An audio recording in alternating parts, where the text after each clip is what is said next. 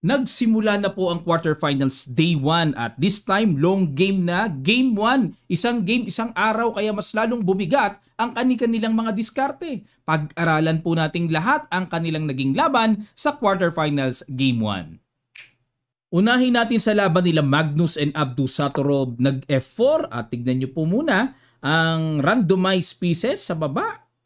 Okay, nag F5 parang birds opening, tapos ang black naman ang tinira ay Dutch defense. Nag bishop takes a7, bishop takes a2. Tingnan niyo yung palitan, no? Ang aga-aga, second move pa lang nagkainan na. Parehong kulong ang mga tore. Nag e4, break sa gitna para magkaroon na ng power ang tore. At hindi naman kaagad dapat capturein kasi nga kulong pa naman ang tore. Yun ang realization. Pero si Abdu tinagpas na ang tore. King takes. At nag-F takes E4, nag-G3. Ayan, ito na yung mga tirada ni Magnus na mga pahinog-pahinog. Ang gusto niyang ipang-capture sa pawn ay Queen at nag-C6 lang. Ayan, teka muna mga kamatyas, ano? Ano kaya mangyayari kung suportahan niyang E4 na yan at wag ipabawi? Ito ang gustong mangyari ni Magnus. Mag-C4 siya. Para yung pawn sa D5 masira, ma-pressure ang E4, tapos pagpalagay natin na lagyan natin ng E6 para pag kinapture may kahalili at suportado pa rin ang E4 pawn. Kakapture na, capture and magbi-bishop to G4 check. Iyaharang natin ng knight, knight D7, tapos kakapture na doon. King takes and ayun, bitin, bitin. May bitin. Okay, edi halimbawa ang gawin natin, sa E6 natin iharang para pag kinapture yon walang nakabitin na knight sa D7, ang gagawin naman ay D3. Ganyan po kalayo at lalim ang nakita dito ni world number 1. Okay? Balik tayo. Kaya pala ang ginawa dito, nag-decide si Abdu na mag C6 na lang at ibigay na lang, ibalik ang pawn sa E4. Queen takes E4, nag G6, knight E3 develop, bishop b6 at dito inubliga na talaga ni Abdu na capture na talaga yung tore niya. Capture, kinapture ni Magnus and nag knight b3 develop, gising sa knight, knight c7 ganun din at nag queen b4. Ayan. So threat ang bishop, merong pressure sa b7 kasi halimbawa pag nag bishop a7 may nakikita akong mga knight a5 pressure sa b7 at dito tinagpas na talaga yung knight sa e3, napilitan naman si Magnus na pawn ang ipang-capture. Kasi po, kung tore ang ipang-capture ay kitang-kita may knight d5. Yan, pagpasensyahan nyo muna yung camera ko. Minsan naglalag eh, no? I-set up ko pa yan. Sensya na, naglalag yung camera ko eh. Pero yung audio ko naman, alam ko on time na eh. Okay, so d takes e3 at nag-knight d5, tineret ang queen at nag-queen a5. Nag-E5. Ayan na. Para sa isip ni Abdu, makaluwag-luwag. Medyo ipit ang position niya. At nag-bishop F3, tineret ang knight. Napilitan nga lang si Abdu na ipangharang ang pawn. Bishop G2, stay muna dyan. At look out muna dyan sa pawn E4 ng Queen G7. Siguro plano dito ni Abdu ay pag nag-D6 siya, mag-i-slide yung queen niya papunta sa C7. At ma-neutralize niya yung nagbabadyang atake ng queen. Nag-C4, inatake na ang knight, napaatras, at nag-King C2. Ito pong King C2, simple lang, no? Pero ito yung tinatawag nating simple pero rock. Kasi yung rook ilalagay sa A1 at ipangliligalig dyan sa A-file attack para sa Black King. Nag-Queen F7, tineret muna ang pawn, nag-Bishop F1, tiyaga munang depensa. D6, eto na nga, si Rook A1. Nag-Knight 8 D7. Ayan, relax lang si Abdu. Parang wala lang, ano? Pero yung evaluation bar, umiiyak na sa kanya. Nag-Knight D4. Ayan. So, ito po yung mga teknikan, mga kamatyas. Hindi ko mo meron tayong atake sa A-file, Queen A8 check, Queen A7 check. Check na tayo. Paano kung walang kasunod? Diba? Kasi pag nag-Queen A7 checking C7, Knight A5, mga ganun, may Rook B8 lang eh. Walang kasunod eh. Kaya ang ginagawa ng mga malalakas na players, pinapahinog muna. Binibitin muna yung mga ganyang atake ng check. O Knight D4 muna. At ayan, meron ng malakas sa paparating. Knight takes pawn. Imagine niyo po, capture, sabay Queen A8 check. King C7, Rook A7 check, King B6, tapos may Queen B7 check. Naku po. O, King C5, may Rook A5 or B4. Matchaspon pa mangyayari. O kaya kailangan gumawa kagad ng action dito si Abdu. Nag-Knight C5 siya. Okay, Knight takes C6, check, check. Okay, may Queen na kasi, no? Tapos yung Torre sa A8, mabibitin sa Torre. So, hindi pwedeng capturing to. Nag-B4 lang. Okay, paalis lang muna dyan sa Knight C5 at nag-Knight A6. Tinakpa na para di makapasok. Pero tinuloy pa rin ni Magnus ang malakas na atake. Kinapture na. And nag-Queen B6 muna. Yan ang mga sinasabi kong binibiling mga matitinding ideas, mga kamatyas. Queen B6 lang, oh. Ang purpose niyan is mag-Rook takes Knight. Knight B4 check. At dito po, mga kamatyas, grabe, sinimplihan lang King D2. Resign dito si Abdus Satorov. Huwag muna kayong aalis, mga kamatyas, ha. Lahat ng games, i-analyze natin. May game 2, 3, and 4 pa tayo. King D2 resign. Bakit po? Kasi ay magda-Knight takes B5 na, may Rook A7, may Queen A7 check, napakarami ng paparating. Hindi na nakayanan dito ni Abdus Satorov ang posisyon niya, ni-resign na niya. Okay, bigay ako ng kaunting halimbawa. Mag Queen C7 man, may Rook A8, hindi pwede. Lilipad pa rin ng Reyna.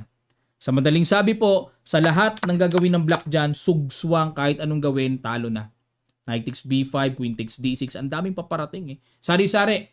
Okay, lipat po tayo sa game number 2, laro nila World Champion Gukes and World number 2, Fabiano Caruana. White dito si World Champion Gukes, nag F4, Knight B6 si Fabi. Ayun, tinakpan ka agad, oh. Di ba, ang galing, eh. Knight B3, oh, nag-secure naman agad si Gukes na wala na talagang kain dyan sa A2. Nag F5, halos pareho lang sa naging laro nila Magnus, ano? Kaso kaibahan, nagkatakipan agad, eh. E4, capture sa E4 at nag-Rook takes E4. Ayan, kay Magnus, di ba, nag-G3 muna, eh.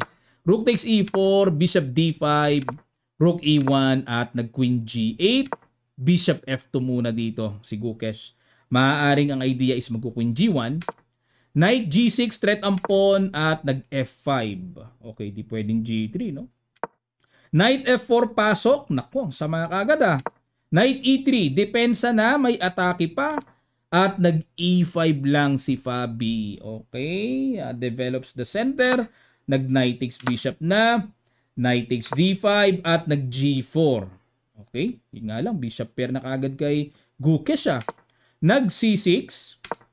Rook A1. Okay, plano ng Rook A1, A4, A5. Okay.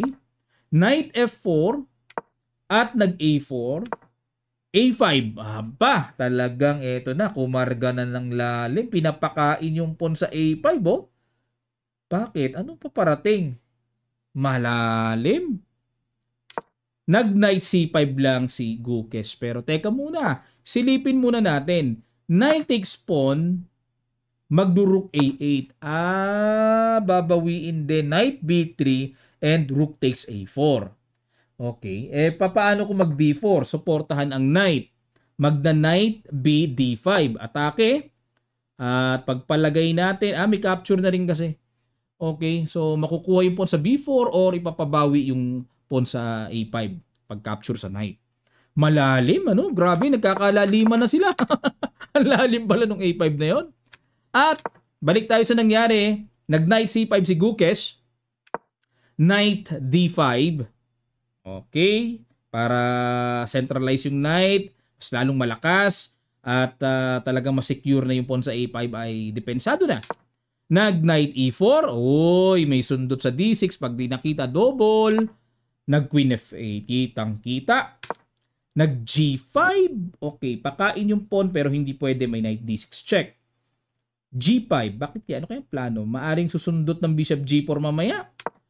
Bishop B6, hinamo ng dark square, tinanggap ni Gukes at nag-F6. Ayun na po, ang bilis na ng pawn dyan. At nag-King C7. Ayan, dito po kasi, ang sarap sanang i-D5 kaso may capture dun sa G7. Na kapag lumihis nga ang Queen, anytime may lundag ng Knight sa D6, double. Kaya nag-King C7 dito para i-cover muna yung square D6. Nag-queen G1. Queen G1. Saan naman pupunta yan? D5 na. Kumapture sa G7. Queen B4. Yun lang. Yun lang po. Yan ang hindi inaasahan. Ang ine-expect ko dito, capturing lang yun ah. Bakit ano ba mangyayari? Pag kinapture to, magna-knight F6. Okay, at halimbawa, mag-rook E7 para ma-maintain ang pagkakasuporta sa pawn E5, mag-rook A3. Ayan, okay. At, saan pupunta yan? Rook F3. Okay, so yan no. Pero ayaw yan ni Fabi. Ang gusto niya, yung medyo talagang umaatake na Queen B4. At ang nakikita ko dito, Knight takes A4, Knight C4, at nag-Knight C5. Okay, niyakap muna yung pawn sa A4 na huwag bumagsak. Nag-D4, okay? Para ma-disconnect ang pagkakadepensa, obligado.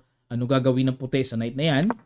Knight B3 and nag-rook E7. Okay, rook E7. Accurate yung rook E7, ano?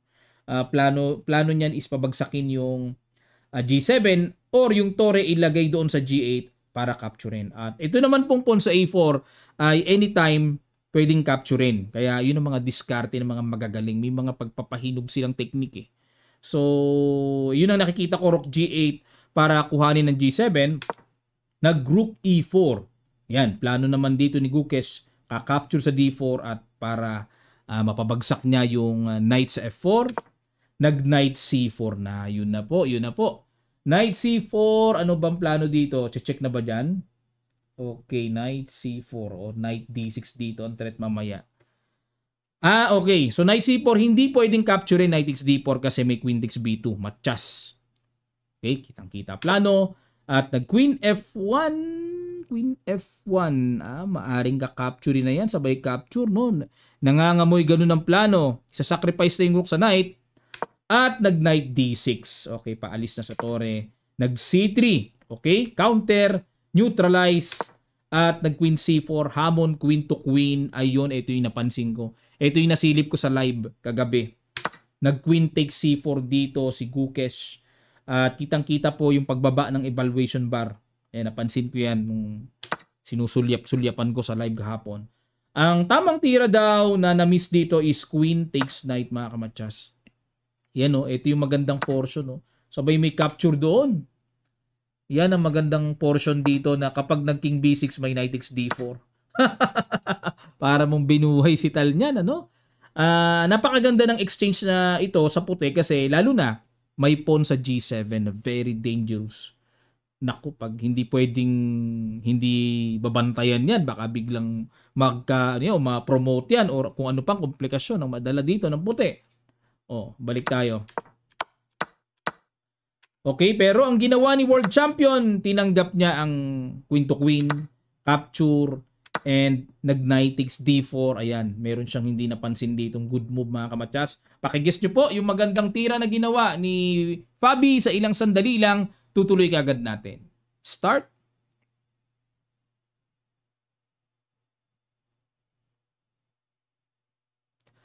Maraming salamat po, mga kamatsas. May Knight D6 lang pala muna. Atake lang muna sa tore.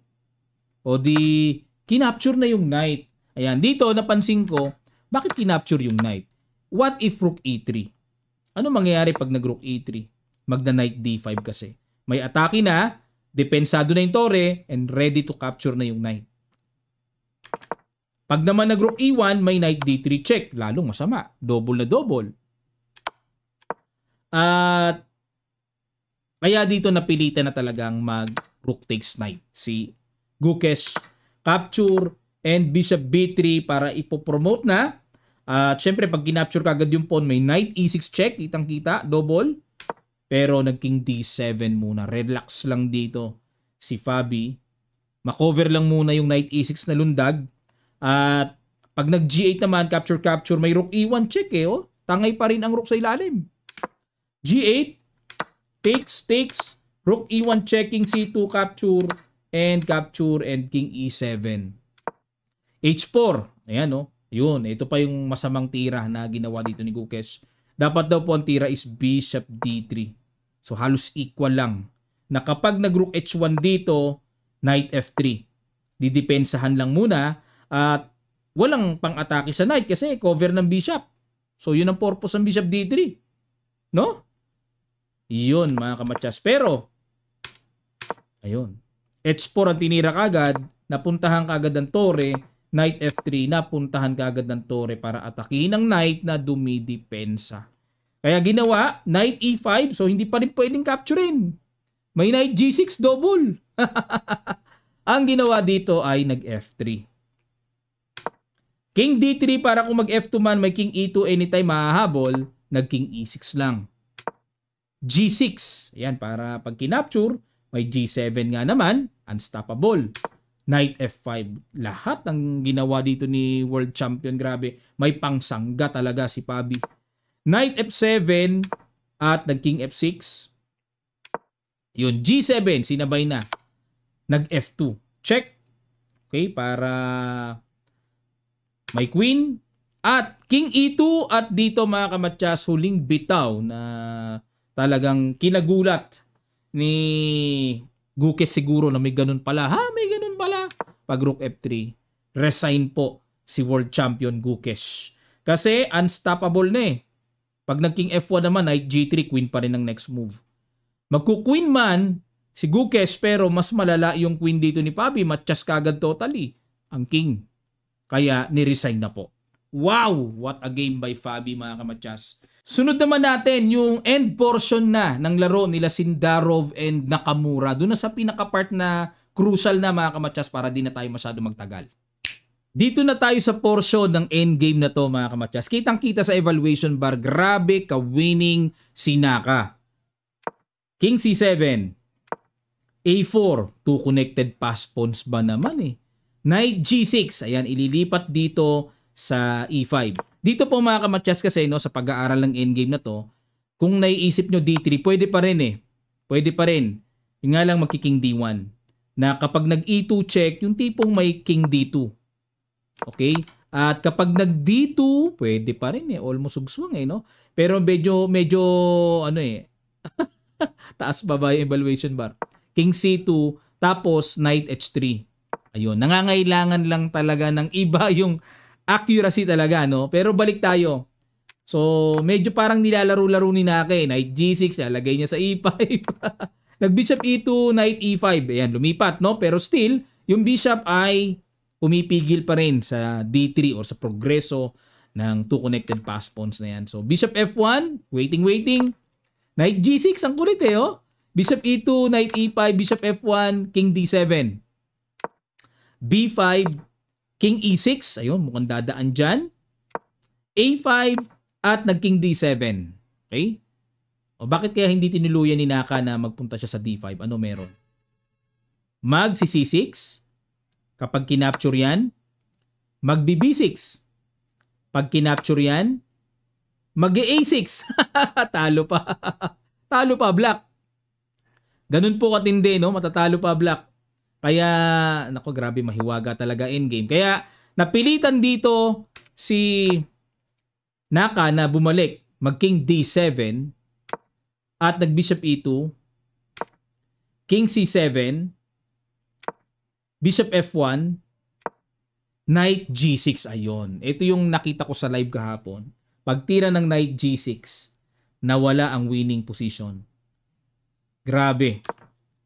Ito ang tira, no? Gusto ko ipakita sa inyo gusto ko ipapasel sa inyo kaso malalim eh. Baka sumakit ulo nyo. Kasi ako, baka hindi ko makita to eh. Grabe naman yung King B8 na timplaw. Kung ako, di ko mapapansin yan eh. Siyempre, unang-una tendency iniisip natin, sumugod eh. Bigla ba namang aatras?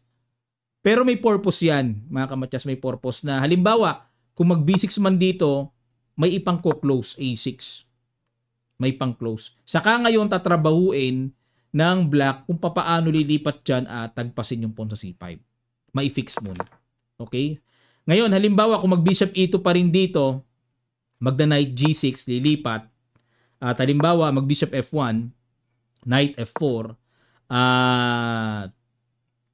ayun, halos ubos na pala yung tira. Kasi hindi pwedeng ma-exchange yung Bishop eh. Iikutan na lang ng King eh. Grabe, no? May mga ganong idea. Halimbawa kung mag-Bishop D3, May E2 na. Hindi na pwede pala talaga. Pag king D2, promote din, kuha yung bishop ng buo. Okay? Wala na, talo na talaga. Sugswang. O halimbawa, mag bishop C4 naman dito, may E2 na.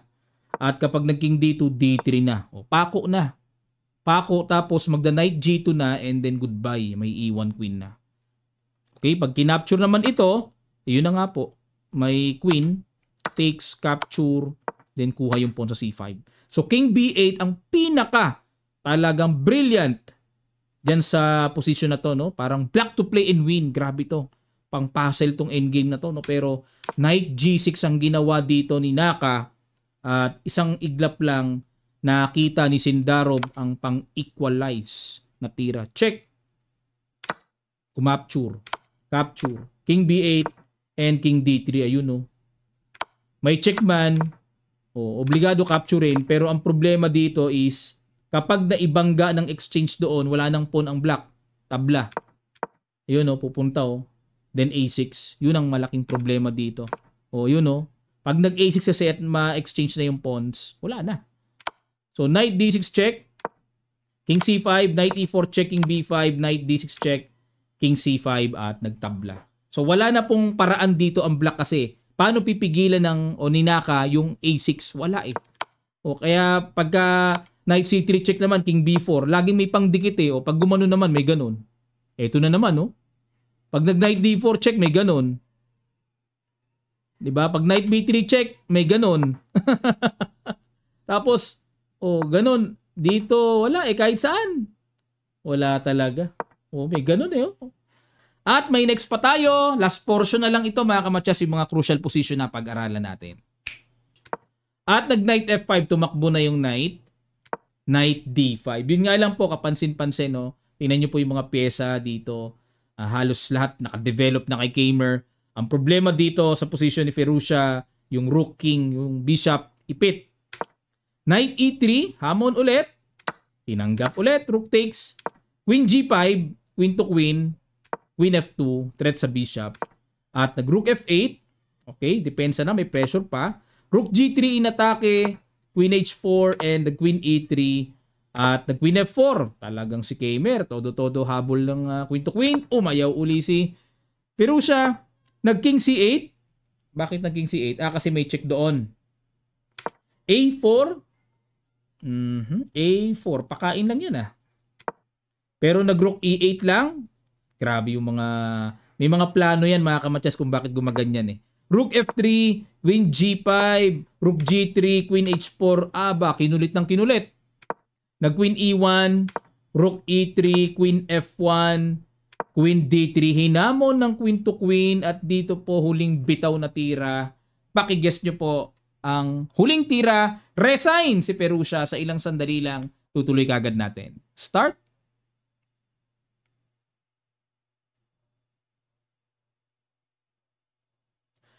Maraming salamat po mga kamatyas. Boom, bishop takes h5, resign. Bakit po? Ito na ang threat. Pag kinapture ang queen, may rook takes, hindi pa rin madidepensahan ang bishop. Ni-resign na ni Firouzja. Okay? May game number 2 pa, kasi scheduled for 2 games sila mga kamatyas. Yung mga nanalo, tabla na lang ang kailangan sa second game. Didiretso na sa semifinal round. Okay? At yung mga natalo, in a must-win situation para maka-neutral sa score at magkaroon pa ng tiebreaker. Yan ang ating aabangan mga kamatyas. Okay, yung nagtabla kay Nakamura, isa't isa pa rin ang laban nila sa game number 2. Maraming salamat. Magkita-kita pa tayo sa game number 2 updates. Maraming salamat po.